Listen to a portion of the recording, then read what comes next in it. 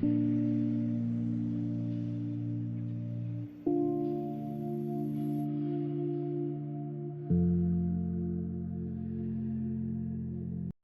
this is Tiffany. Today I'm just filming a collection video of all the jewelry that I own. I have a good collection of fashion and then fine jewelry. And as a disclaimer, this is not to show off by any means. This is just for entertainment purposes, just to show you guys what I've collected over a very long period of time. I'm also happy to answer any questions you guys might have about any of these pieces, as many of them you're still able to purchase them in store. So I hope you guys enjoy and stay tuned. As you can see here, I have quite the selection of different types of jewelry from very different brands. I like pretty things at the end of the day. It's less so just buying from one brand, and I'm happy to dive into each piece. Let's start off first with the gold necklaces or gold toe necklaces. I'll talk about is this beautiful pearl choker from Christian Dior. I honestly love this piece. It's timeless. It's faux pearls. It's I think just metal too. It's not gold, but it's very timeless and is very universal for most outfits. I though don't find myself wearing it as often as possible because I work in a very professional setting, and I do find this a little bit too flashy for that, but nonetheless I like to keep it for special occasions, and it really helps dress up an outfit, and I get a lot of compliments when I wear this piece. This is a gold pendant from Choda Fook, who is a gold jeweler in Hong Kong. My father purchased this piece for me probably 15 plus years ago. It is a gold pendant with the zodiac of the dog on it.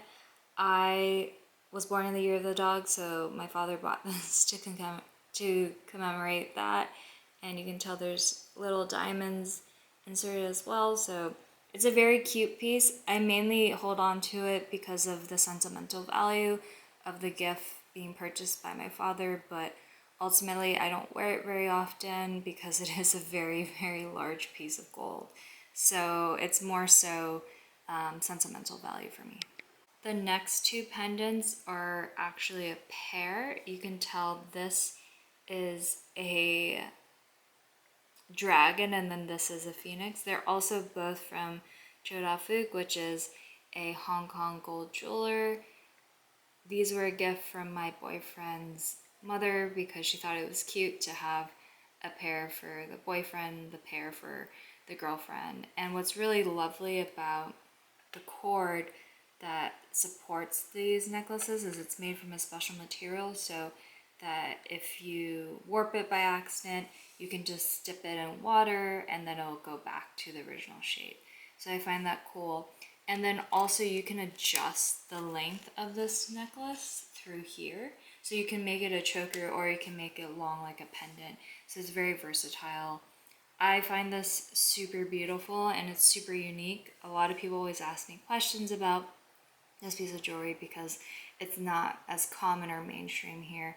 So I really love these two. They're very, very, very cute. Okay, next I'll get into the silver / white gold necklaces. I don't have as much, but I'll do a quick overview of each piece. So this first piece, I've actually had it for a very, very long time, probably since I was 15 years old. This is one of the first pieces of jewelry that my father bought me. It's from Swarovski, so pretty affordable.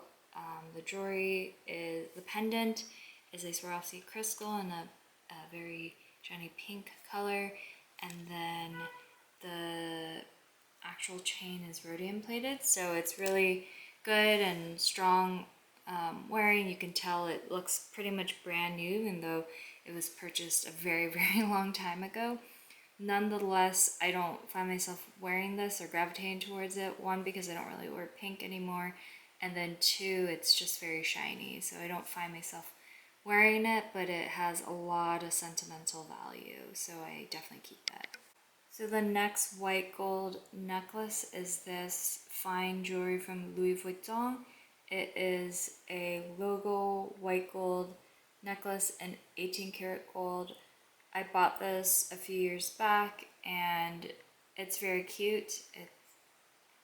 It serves its purpose. It's more of in between a fashion and a fine piece of jewelry. I like the simplicity of it, and it helps, you know, make an outfit more edgy. And I really like to combine it actually with the next piece that I'll show you, which is my Jador choker. So this is a Jador velvet choker with the rhinestones and the silver color hardware.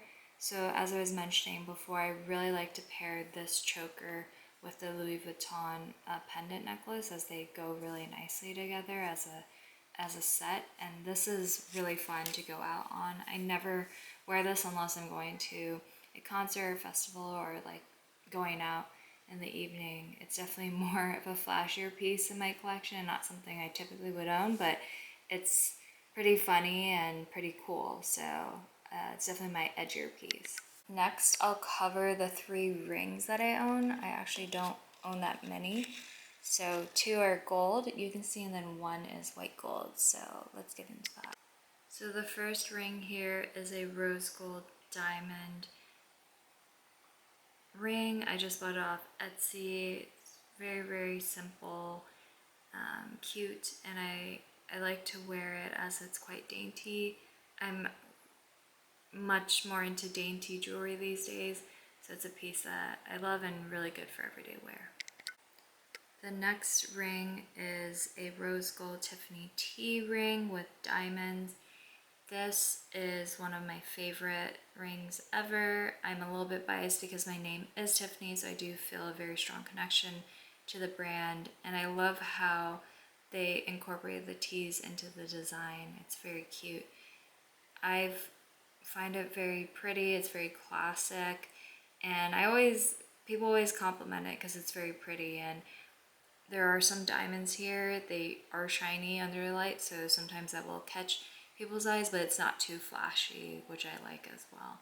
It's super cute, and I in general really like dainty rings, so this is one of my faves. So the next piece is this Cartier white gold love ring. I actually bought this secondhand many years ago. It was when I liked thicker rings. I personally now don't like them at all, so I never wear this, unfortunately, but it is a very classic piece. Everyone really likes the Cartier Love collection, so at least I'm not too worried about this going out of fashion anytime soon. But again, I definitely prefer my other 2 rings because they're more dainty. You can tell here I have quite a few bracelets, so I'll get into, I'll start off with the silver colored metal ones, and then I'll get into the gold ones. So the first piece that, oh, you can see my watch imprint. The first piece I'm showing you here is a costume jewelry. It's from Givenchy, and it is a rhodium plated blue and white crystal bracelet. It's very, very pretty and shiny. Definitely not something I wear every day, but really great for, say, like a cocktail party or a wedding, something a little bit more shiny, not your everyday piece. But I love this bracelet, and I've had it for so long, but because it's rhodium plated, as you can tell, it's just beautiful condition. It looks practically brand new, even though I've had it for, I'd say, like over 10 years now. The next silver hardware jewelry that I'm showing is my first ever Hermes Click H bracelet. I own, as you can tell, 3 of them. These were really all the rage a couple years ago. I don't really gravitate towards these anymore because I find them a little bit more flashy.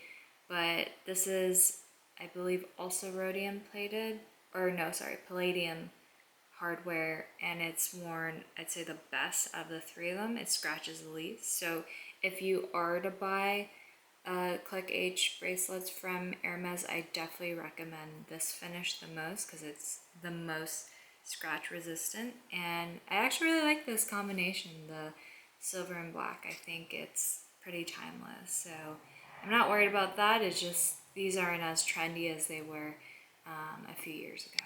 So this is my second Click H bracelet.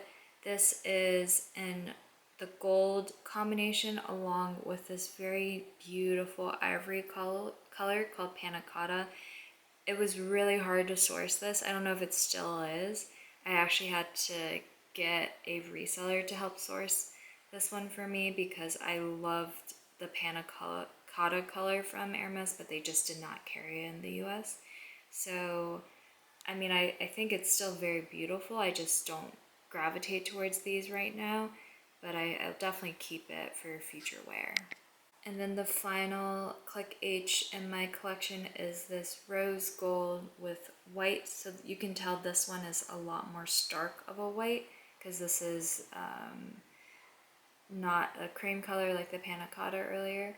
I really wanted to get a rose gold one because I had the palladium and the gold. So I went with this color combination as I thought it was the most classic with the rose gold. Ultimately, again, I don't really reach for these right now, but I think they'll have a comeback, I'm sure, in the next couple of years. It's just right now I'm not really gravitating towards them. So the next piece I'm showing you is the infamous Cartier Love Bracelet. This is in the size small in yellow gold. This is one of my most worn pieces. I really like to combine this with my Juste un Clou.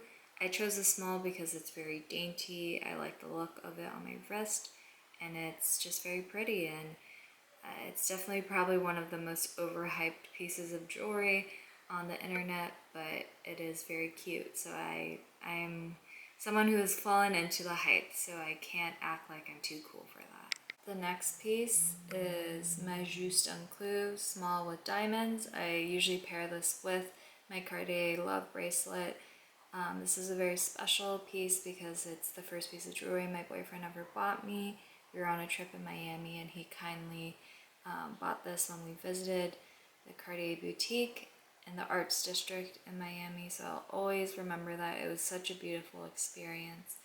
And I think if I were to recommend getting the small one, which I personally like because I like dainty jewelry, I'd also recommend getting it with diamonds because there was just something missing when I wore the one without it. It just didn't have that extra oomph about it. And if you're going to spend this much money on jewelry, I'd recommend, going the extra mile and really getting a piece that is more special because yeah, that's just my personal opinion. Again, it's conducive only if your budget allows it, but this is a piece that I really love and I think I'll keep forever.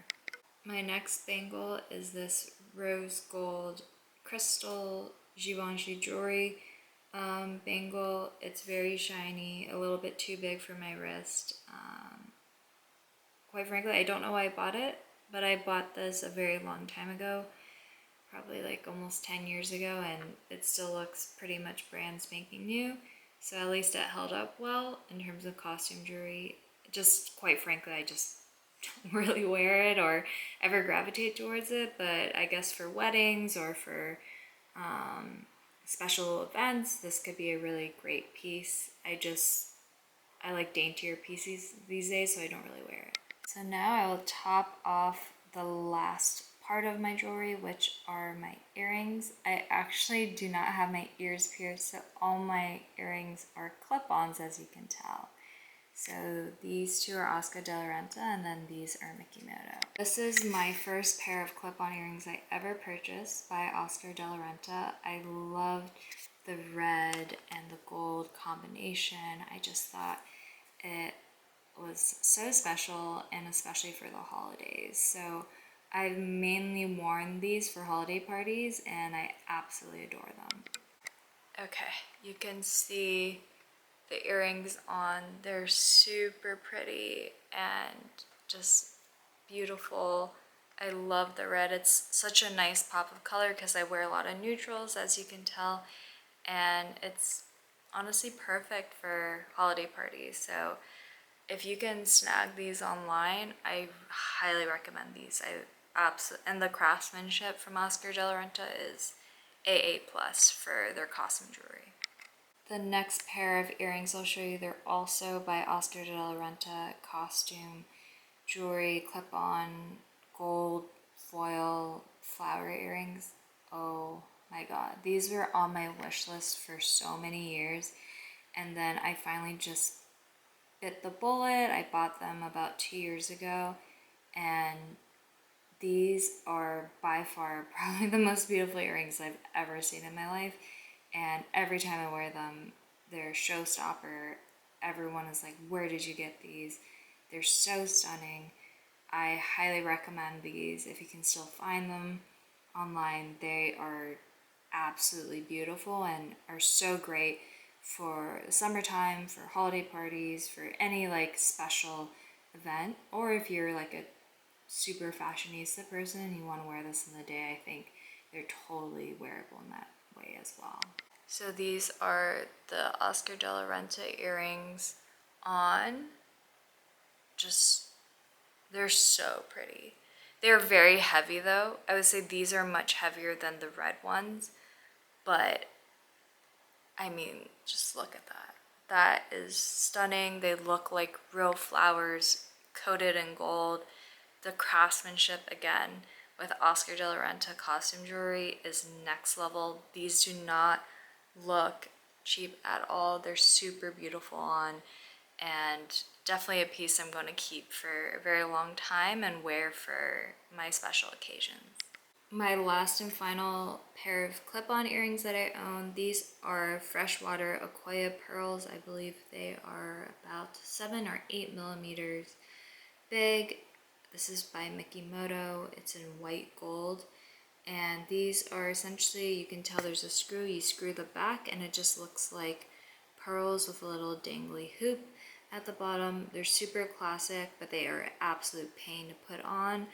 Nonetheless, I've kept them because they're just so pretty, but I don't know if I'd recommend them because they're just not easy to put on. But if you're like me and don't have ears pierced, this might be a great option to have the nice, pearl studs. So I keep them, I love them, but they're just not very practical.